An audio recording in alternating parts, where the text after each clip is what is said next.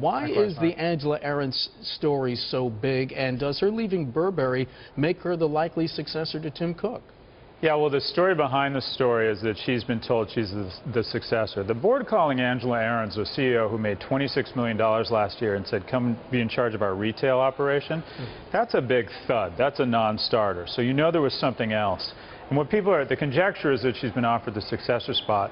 I think it's actually bigger than that. I think what they've told her is that in the next few years, Apple is going to be the world's dominant luxury fashion brand, and they want her to spearhead those efforts. I think this is a big signal around a pivot or a complement in Apple's strategy. Literally an offer too good to refuse? I think this is an exciting time to be Apple. Look at what's going on. This is the best brand in the world, and it trades at a multiple of 8 times EBITDA because it's in what is largely a hit-driven business. Burberry trades at 12. Michael Kors trades at 18. And it goes up from there. If you start looking at Richemont and some of these other brands.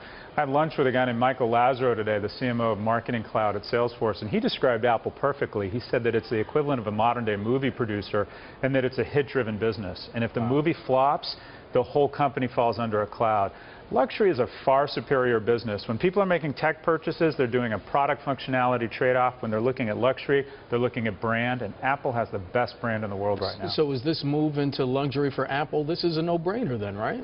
Well, nothing's ever a no-brainer. There's a lot of risk here because there is a merchandising strategy and a product cycle and relationships with retailers that they don't traditionally have those skills. But ask yourself this. You go in to pick out a pair of sunglasses, and it's Luxottica, it's Google, and it's Apple. I think a lot of people are going to pick the Apple sunglasses. Because? Because I think Apple has a better brand. It says something about you that's very nice and very progressive. They have better design shops, more history around merchandising, retail.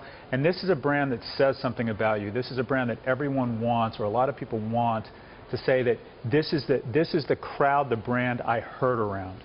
How much does demographics dictate a move like this? Well, luxury, if you will, is sort of the perfect storm of good things because who purchases and who drives luxury is the wealthy in developed markets and the emerging middle class in less mature markets. And that is where Apple wants to be. That's where Apple wants to be around these global trends as opposed to trying every year the sort of what have you done for me lately business that is technology as we know it. Are you surprised that it took until now for Apple to understand that brand as opposed to product moves the bottom line here?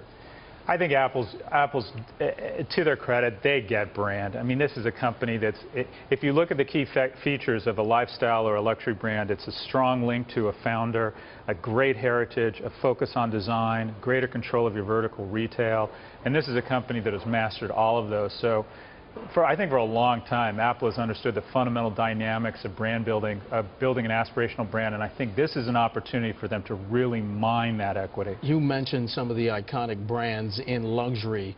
What would a move by Apple into that space mean for them?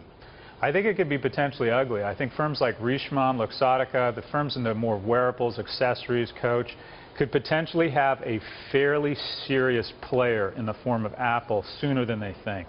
This is, I think the day Apple comes out, and I don't think it's going to be one product release. I think they're planning something big. Yeah. I think you're going to see a lot of analysts say, what impact does it have on some of the bigger players who've gotten used to very fat margins in a market almost entirely to themselves? About 20 seconds left. Yep. Would Steve Jobs have made this move? Oh gosh, I have no idea, but this